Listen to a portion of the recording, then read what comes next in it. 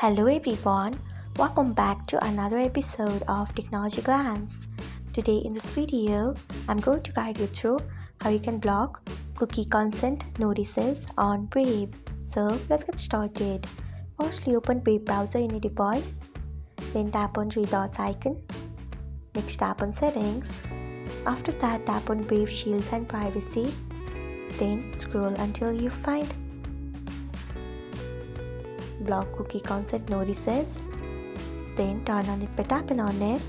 So this is how you can block cookie consent notices on Brave. Thanks for watching.